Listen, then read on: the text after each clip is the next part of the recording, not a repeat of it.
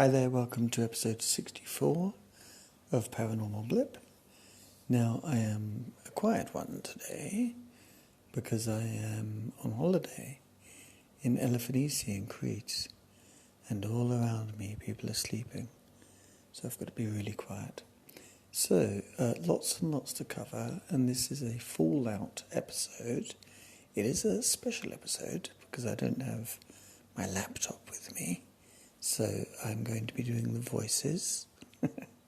So let's begin with, there's so much to look at in the last couple of, since Wednesday, it's now Tuesday, so it's been Wednesday, Thursday, Friday, Saturday, Sunday, Monday, Tuesday, yes. So not quite a week since the extraordinary revelations under oath, which is a very, very important part of this, from Grush, Graves and Fravor, and in particular from Grush, of course. So the big news is Kirkpatrick's statement that he released on Thursday, I think it was, to LinkedIn. Yeah. Now, interestingly enough, the Department of Defence are not commenting, and it doesn't seem as if they're going to sanction him. Which seems extraordinary, that somebody can make a personal statement. He doesn't have the workforce of Arrow supporting this statement, and he didn't release it through Arrow, and he didn't release it through the Department of Defence. But Susan Go, or Goff, as I like to call her, because I think that's actually how you pronounce her name, but I could be wrong. Because remember Michael Goff? Yeah, Batman. She said that, I'm not going to comment on it. Seems to me that that's a kind of, nod and a wink to say basically we approve, but we can't do this officially. So he's unofficially and kind of extraordinarily put out a statement on his own LinkedIn. Anyway, here's the statement. Hearings and transparency. Sean M. Kirkpatrick, PhD. Let me begin by saying the following are my own personal observations and opinions, which do not necessarily represent official DoD or IC positions. IC is intelligence community. Yesterday, the Subcommittee on National Security, the Border and Foreign Affairs held an open hearing on UAP during a government cover-up on extraterrestrials was alleged. During which a government cover-up of extraterrestrials was alleged. Just to say, Sean, if I can call you Sean, I'm not sure anybody actually said extraterrestrials in terms of the witnesses. I'm not sure, I might be wrong, but I don't think any of the three witnesses said extraterrestrial. Nevertheless, I wholeheartedly applaud congressional efforts to get to the truth about what UAP are and the risks to both pilot safety and national security. I am also absolutely committed to transparency on both the historical mission and the operational mission. And just to say on that as well, jumping in, Robert Sellers may have a bone to pick with you about that, because he's been told that basically, although he's been given evidence about the Maelstrom event, the UAP event in the 60s, that he was, kind of overseeing the base, they're not looking into that at all. So that's interesting. Anyway, back to the old LinkedIn thing here. As the director of Arrow's amazingly talented, devoted and highly motivated team, however, I cannot let yesterday's hearings pass without showing how insulting it was to the officers of the Department of Defence and Intelligence community who chose to join Arrow, many with not unreasonable anxieties about the career risks this would entail, that have been working diligently, tirelessly, and often in the face of harassment and animosity and animosity. I got there in the end, didn't I? To satisfy their congressionally mandated mission. They are truth seekers, as am I, but you certainly would not get that impression from yesterday's hearing. ARROW was established by law to investigate the allegations and assertions presented in yesterday's hearing. Allegations by its witnesses of retaliation, to include physical assault and hints of murder, are extraordinarily serious, which is why law enforcement is a critical member of the ARROW team, specifically to address and take swift action should anyone come forward with such claims. Yet, contrary to assertions made in the hearing, the central source of those allegations, i.e. Grush, and that's my, little bit of telling the audience who the central source is, has refused to speak with ARROW. Now that is a very contentious thing to say, just to jump in there, Sean, because in the hearing, Grush said that he spoke to Kirkpatrick a couple of months before Kirkpatrick took over ARROW. And as far as the last that I can remember him saying anything about it was that, he's got the information, he's got the details of how he can get in contact with your man, Grush, and Grush is, wants it, obviously, Grush wants this investigated, do you know what I mean? Like he's whistleblowed for a reason, you know what I mean? So it's very, very contentious sentence that the central, witness, Grush, he doesn't name Grush, he just calls him the central witness there, has refused to speak to ARROW. That's really interesting. The central source of those allegations has refused to speak with ARROW. That's a massively contentious thing to write. Furthermore, some information reportedly provided to Congress has not been provided to ARROW, raising additional questions about the true commitment to transparency by some congressional elements. Again, this is extraordinary stuff. This is a government, the director of ARROW here. Do you know what I mean? It's absolutely extraordinary. Like, to make this... Clearly there's a battle.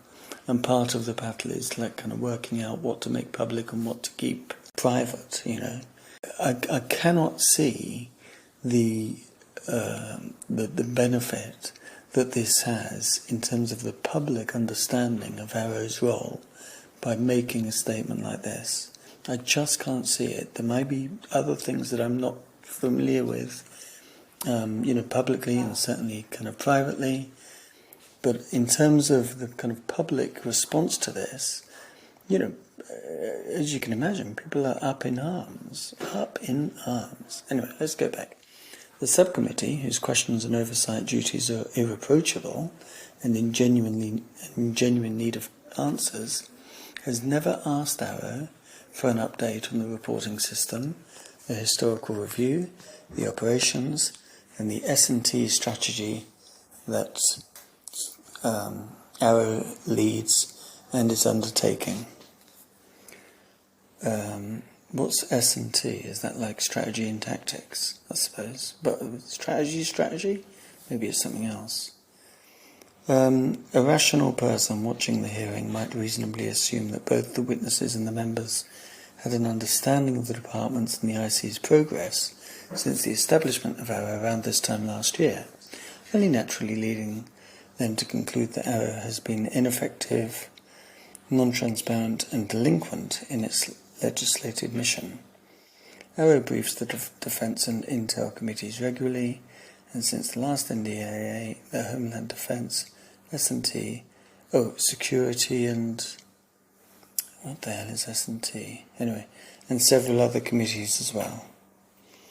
I'm deeply disappointed at the degeneration of ARROW's dedicated men and women, hailing from the Department of Defence, intelligence community and civil partners, who are pouring their hearts out working this issue on the behalf of Congress. Do us a favour. This is really badly written. You may have a PhD, pal, but you can't... you can't string your sentences together very well, can you? ARROW, that's obviously not quoting. ARROW has the authorities and resources necessary to execute this mission, to meet congressional intent, and as we've stated before, Arrow welcomes anyone with knowledge of any of these allegations or programs to talk to us in a safe, secure and appropriately cleared environment. Rest assured, Arrow will follow the data wherever it leads. Rest assured. Finally, to be clear, Arrow has yet to find any credible evidence to support the allegations of any reverse engineering program for non-human technology. Also, to be clear, none of the whistleblowers from yesterday's hearing ever worked for Arrow or was ever a representative to Arrow, contrary to statements made in testimony and in the media. Okay, so that's very interesting. What to say about that then? Basically, this is, as a kind of document, it is extraordinary that this guy has done this in this way and he's not going to be sanctioned by the Department of Defense. That in itself is extraordinary. Of course, Grush is going to receive pushback, and this kind of pushback. So it's not surprising, and it's not particularly shocking. It is interesting that Kirkpatrick, we must remember now, Arrow doesn't have a website. Arrow doesn't have any kind of telephone number, email address. The Twitter account for Arrow has sent one tweet when they first launched it in 2022 at some point. And so it's not as if they're easily contactable, okay? Now, of course, there probably are ways, if you are absolutely committed to getting in contact with Arrow, there probably are ways of doing it which wouldn't be that difficult. But at the same time, they're not making it that easy. So the first tweet, and the only 2 tweets, was on the 20th of July. Okay? 2 tweets. Second one was a welcome to the official Twitter account.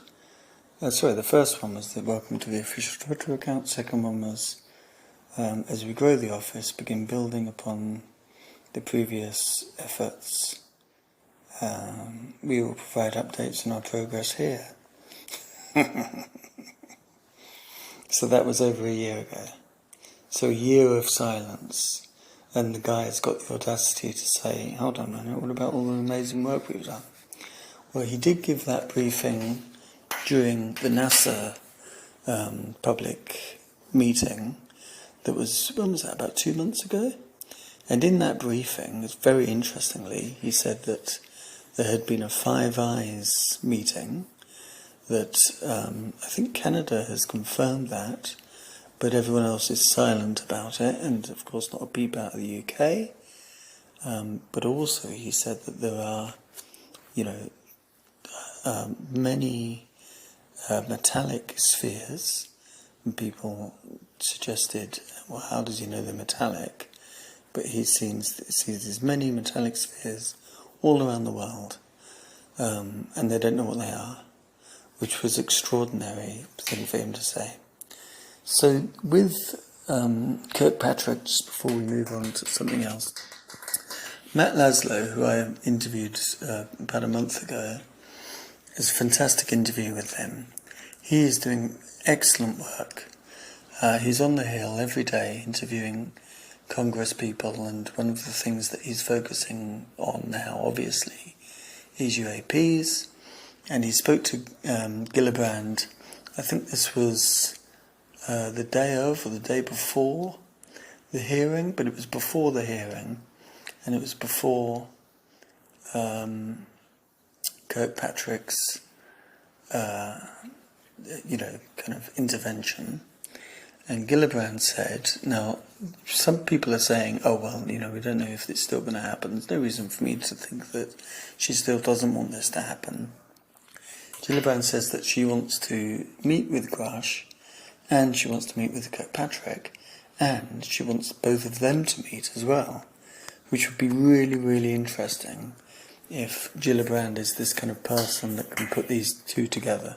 Now we must remember that quite a lot of this information is in terms of what Grush has said at the oversight hearing was known to some of the Congress people and senators beforehand, depending on what committee they sit on. But he had been speaking to people, to Congress people, but also their staff, before he spoke to the world on Wednesday.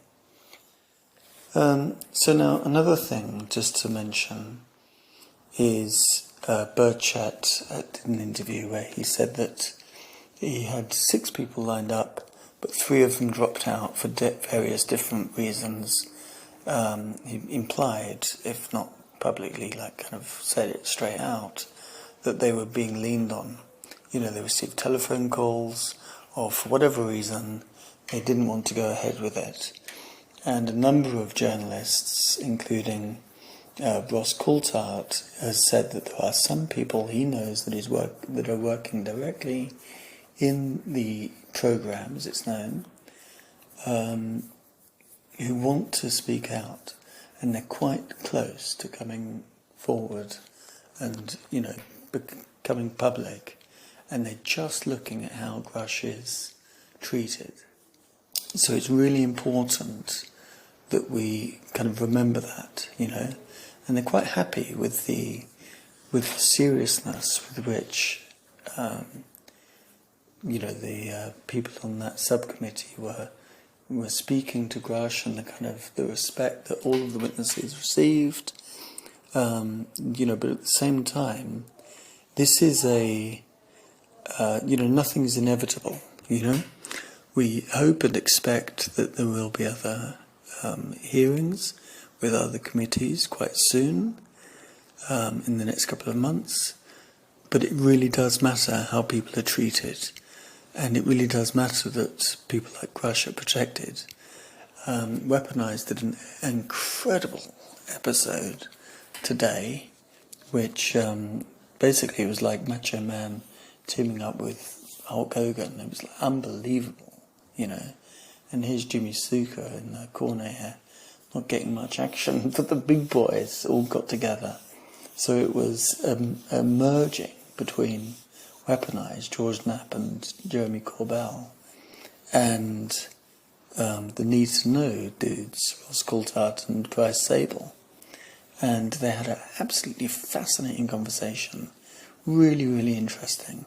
And that's a kind of, you know, blockbuster, muscless and episode of Weaponized. And, you know, they were talking, like, Ross was talking about how, you know, he's having to kind of like judge the, you know, what his advice is in relation to whether whistleblowers should come forward or not, you know. And just on that as well, what Ross said about journalism was absolutely fantastic, like really, absolutely brilliant. And it's so good that him and Knapp are in the game, you know. I mean, of course, like, you know, Knapp is the leader, isn't he? I mean, he's the... I call Andy the GOAT in terms of podcasting. Andy from that UFO podcast. But, I mean, you know, George really is the GOAT, isn't he?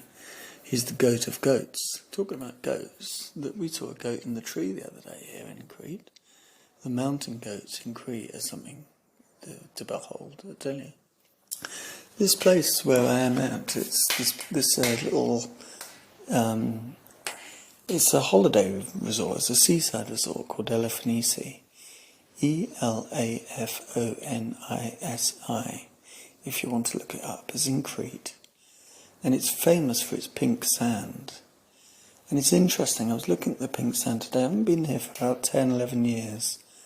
And a lot's changed in my life. I've got a son, and my father passed away, and I had a pacemaker put in.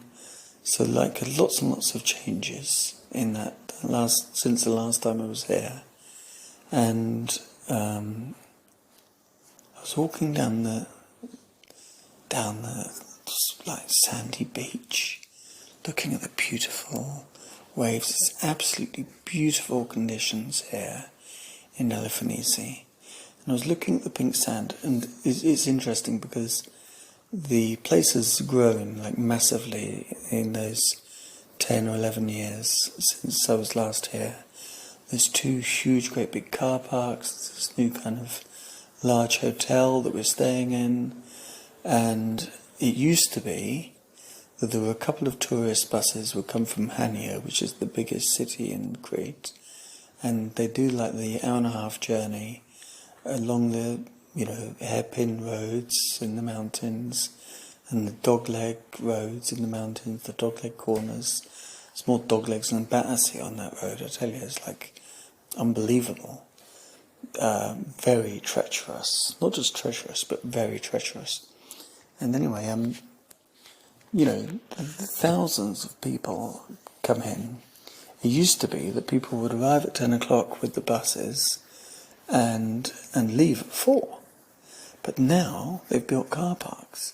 So people are driving here, and by 10 o'clock all of the sunbeds are, full. There's probably about 1,000 sunbeds. And then, the people are still there by, 6:30, 7 o'clock. Thousands of people are still there by 6:30, 7 o'clock. So it has changed. But one of the interesting things is that the pink sand is still there. Now, it's an area of specific natural interest, okay? So there are particular rules in terms of the development of the beach, yep? There's not like bars, and there's no buildings on the beach. Everything is kind of like temporary constructed stuff. There are, places where you can get food, but there's no kind of actual, permanent buildings on the beach. And there are signs everywhere saying you have to respect this place. Do not bring the sand home. And your first reaction when you see it first, we had the reaction when we saw it first years ago, my partner and I, thinking, oh my God, this would look nice at home, And then we think, oh no, we can't take it home because of the signs say don't take it home. Now, even though there's thousands of people that visit, and they've been like that for years and years, the sand is still there. Yep. And it made me think, isn't this interesting? Because it's not the same filming it. I filmed it briefly on this Twitter thing that I did advertising this episode, like a 12-second clip. But it's not, obviously, it's totally different if you film it than if you actually see it in the environment, in situ. And you can touch it, but you can't take it with you.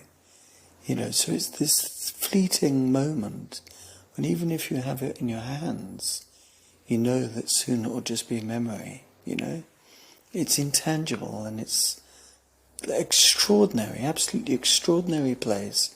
It's by far the best beach I've ever been to, and I haven't been to exclusive beaches by any means, and this place is, anyone can get to this place. It's a free place to come. But there's something really dreamlike and extraordinary about this experience of being here at Elafanisi. So anyway, back to the UAPs and the paranormal. I thought, speaking about Andy, by the way, he'd done a couple of television and radio appearances this last week or so, and he was absolutely brilliant. Nicky Campbell, mate, thank you so much, Nicky. Like, this guy's been doing it for years, donkey's years, He's been, did his first radio in 1982, yeah. So, talk about old G. He's been around the block and then some, Nicky. And he's still professional, open-minded, fair, inquisitive, curious, asks great questions, respectful. So Nicky Campbell did a phone-in, I think it was Thursday, probably was Thursday, the day after the hearing. And Andy from that UFO podcast was one of the 3 guests. The 2 other guests were really, really good, but they were coming from a kind of, astrobiology point of view, really. And, Andy, knocked it out of the park, as you'd expect. He's, very, very good. He's like the, who's he like? He's kind of like the Michael Parkinson of podcasting, isn't he? Yeah. A bit like, but he's funnier than Michael Parkinson, who really wasn't funny. But he's also better than, and also funnier than Jonathan Ross, isn't it? It's very difficult to... I'm more like the Dame Edna. I bloody wish. I wish I was the Dame Edna of podcasting. Anyway, but I just want to put it out there. Also, another thing as well, which is really interesting, is that Ross Coulthard, at some point in the week, I can't remember what interview, but I remember it was the, I think it was the special that he did with 7 News in Australia. It might have been the We Are Not Alone special that was on Sunday night on News Nation. Can't remember, it was one of those 2. He's been around a lot, Mr. Coulthard. And anyway, at some point he said that Trump knows. He knows that Trump has been briefed on Roswell, and he suspects, very strongly suspects, that Obama has been kind of given the lowdown as well in terms of UAPs. So there we go. A very interesting week. Lots of great media coverage. A bit of cut through in terms of DC sent out a tweet, PETA sent out a tweet, someone else as well, I can't quite remember who else it was. But a couple of, kind of getting into the culture. Apparently it's all on TikTok, but I'm not interested in TikTok. Far too old for that. So, really interesting. I mean, what can we expect in the next couple of weeks? Well, hopefully there will be, further hearings. Hopefully there will be a whistleblower that, has, that works in the programme that comes out. But, one thing just to leave you with is I am more certain now than ever before. I mean, I've kind of always known it, if you listen back to all of the episodes, there's this kind of certainty that I have because a friend of mine has these extraordinary experiences happen to her. So, I trust her, totally. So when you know people like that, you don't really need to kind of know anything else, really. You don't need the government to tell you that it's happening. You don't need a whistleblower to tell you that it's happening.